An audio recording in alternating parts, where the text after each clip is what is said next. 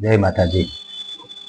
કમોસમી વરસાદ અને ખેડૂને પાયમાલી, બધા નેતાઓ પોતપોતાની રીતે ખેડૂની માનજો વારે આવતા હોય એની ગોઈને બયાન આપે છે, પણ આ એકેય કોઈ ખેડૂને કાંઈ કામના નથી આવવાના, બરોબર।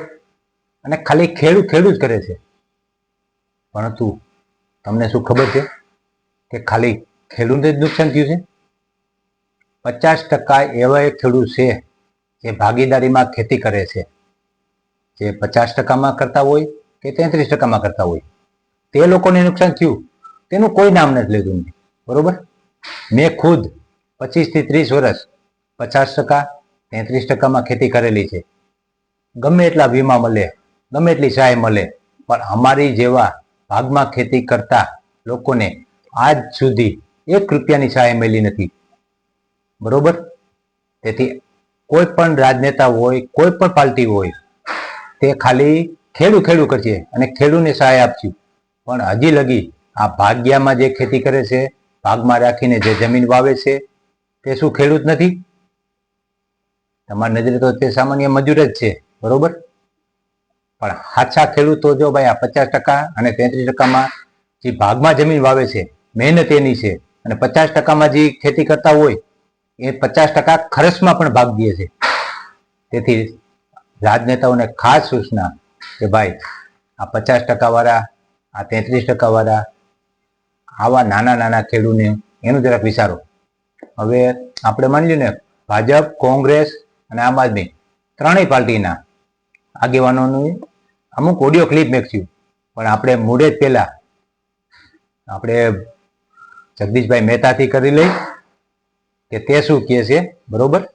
સાંભળો પેલા। વરસાદે આપણા ખેડૂતોનો હતો ઈ ઓરિજિનલ કમાણી કે પાક તો એને રગદોળી નાખ્યો, ઈ વહાવી દીધો, ઈ યા તો નદી નાળામાં વહી ગયો યા દરિયા ભેળો થઈ ગયો। જે ખેડૂતનો માલ હતો, માની લો નદી કાંઠે ખેતર હોય, ગમે તે, એ બધું તણાઈ ગયું હોય, અને હવે સર્વે કરીને એમાં શું ફાયદો, બરોબર? સર્વે કરે તો આમાં પાક નતો તમારો, આમ નતું, બધું એ સર્વેમાં ગતકડા રહેવાના। પણ આ સર્વેમાં ભાજપ અને કોંગ્રેસ શું કહે છે, અને પછી છેલ્લે આમ આદમી પાર્ટી શું કહે છે, તે બધું કહી પેલા કોંગ્રેસ, બરોબર? કોંગ્રેસના નેતા સર્વે વિશે શું માહિતી આપે છે તે જાણો। સૌરાષ્ટ્ર ગુજરાત ભરના ખેડૂતોને, સરપંચોને મારી નમ્ર અપીલ છે કે ગ્રામ પંચાયતમાં બેસી તમારા ગામની અંદર ઠરાવ કરી અને સર્વે કરવા આવનારને એક પણ જગ્યાએ ખેતર જવા ન દેવા જોઈએ, અને એને ઠરાવ કરીને આપી દો। સરકાર ગતકડા બંધ કરે ને ખેડૂતના દેવા માફ કરે। ખેડૂતોએ પણ જાગવું પડશે કે ક્યાં સુધી રાહ જોઈને બેસવાના છો।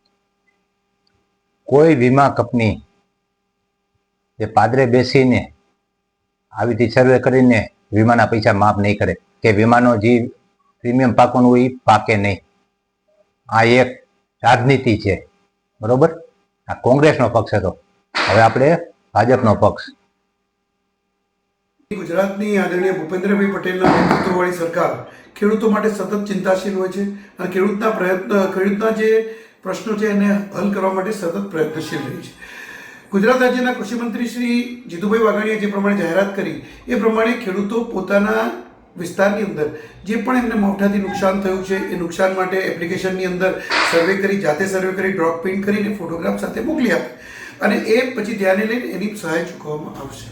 બહુ સારો નિર્ણય છે, કારણ કે ત્વરિત એની સહાય ચૂકવી શકાય, કારણ કે ખેડૂત ફોર્મ ભર્યા બાદ એનો સર્વે થાય, સર્વે થયા બાદ એની નક્કી થાય રકમ નક્કી થયા બાદ ચૂકવવામાં આવે। ગુજરાત સરકારને ગુજરાતના ખેડૂતો પર સંપૂર્ણ ભરોસો છે। ખેડૂત તે જગતનો તાજ છે, ક્યારેક ખોટું નહીં કરે એવો પણ ભરોસો છે, એટલા જ માટે આ નિર્ણય કરવામાં આવ્યો। જ્યારે પ્રતાપ દુધાત જેવા કોંગ્રેસ ગુજરાતની આ પણ ખોટું છે। ભલે અત્યારે સત્તા પક્ષ ભાજપના નેતા આ કહેતા હોય કે ખેડૂત જાતે ફોટોગ્રાફી, વિડીયોગ્રાફી કરીને મોકલી આપે, તેમના વીમા મંજૂર થઈ જાય, એટલે આપણે જે ખેત વીમો હોય તે મંજૂર થઈ જાય। એકેય વીમા કંપની આ મંજૂર ન કરે તો વધારે સારું ભાઈ, જો સરકાર હસ્તક્ષેપ કરે ને કરે તો વધારે સારું। પણ વીમા કંપનીની હિસ્ટ્રી જોતા, ત્યાં લગી વીમા કંપનીનો એજન્ટ કે કોઈ સરકારી અધિકારી સર્વે ન કરે ત્યાં લગી એકય વીમો મંજૂર ન થાય. બરોબર, ભલે સરકાર તેનું માફ કરે પણ એ ક્યાં થવાનું છે? આપણે માની લ્યો ધિરાણ લીધું હોય ખેડૂએ, તો એમાં એક વીમાનું પ્રીમિયમ ભર્યું હોય અને એ સરકાર દેણું માફ નથી કરતી, એ વીમા કંપનીમાંથી પ્રીમિયમ આપણું જે ભર્યું હોય ને એમાંથી આપણો વીમો મળે છે, એટલે આપણું દેણું માફ થાય છે. સરકાર દેણું માની લ્યો આપણે વધારે થઈ ગયું હોય અને પછી 5-10 વર્ષ પછી માફ કરે ને એ સરકાર માફ કરે. પણ અત્યારે માની લ્યો મગફળી છે, મગફળી આપણી તણાઈ ગઈ કે વરસાદમાં બગડી ગઈ, તો એ વીમાનું પ્રીમિયમ છે એમાંથી આપણે મળવાનું છે. બરોબર, તો આ વીમા કંપની એકય મંજૂર ન કરે. આવી રીતે આપણે હાથે ફોટા પાડીને હાથે સર્વે કરીને મોકલીને એકય ન મંજૂર કરે. જો સરકાર કરાવી દેતી હોય તો વધારે સારું. બરોબર, હવે આપણે આમ આદમી પાર્ટી અરવિંદ કેજરીવાલ સાહેબ જે પંજાબના માંડવીઓને ખેડૂના મસીહા બનીને આવ્યા અને આપણે હવે ગુજરાતમાં ખેડૂના મસીહા બનવા આવ્યા છે, તે શું કહે છે સાંભળો. आप चिंता मत करना, उसकी माँ में मेरी आंखों में आंसू आ गए उनकी बात सुन के. वो माँ बोली मेरे को कोई चिंता नहीं है, मेरा बेटा गरीब खेडूतों के लिए लड़ रहा है, आजादी की लड़ाई लड़ रहा है, जितने मर्जी डंडे लगे मुझे कोई परवाह नहीं है. मैंने बोला माँ तू चिंता मत करना, मैं भी तेरा बेटा हूं, तेरे बेटे को बाद में डंडे लगेंगे, पहले केजरीवाल को डंडे लगेंगे, केजरीवाल पहले जेल जाएगा.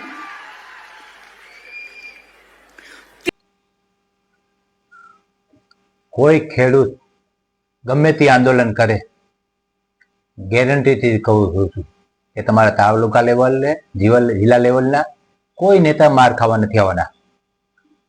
જે આપણે ખેડૂત હોય તે જ માર ખાવાના છે. ગમે તે નેતા ભાષણ કરે, તે સામાન્ય પ્રજા, સામાન્ય જનતા, સામાન્ય ખેડૂત તેમને જ માર ખાવો પડે. બાકી કોઈ ગમે તેવા મોટા નેતા હોય, કોઈ પોલીસ અધિકારી કોઈ મોટા નેતાને એક ધોકો પણ ન મારી શકે. અને માર ખાવામાં આપણે સામાન્ય જનતા જ હોય, સામાન્ય ખેડૂત જ હોય.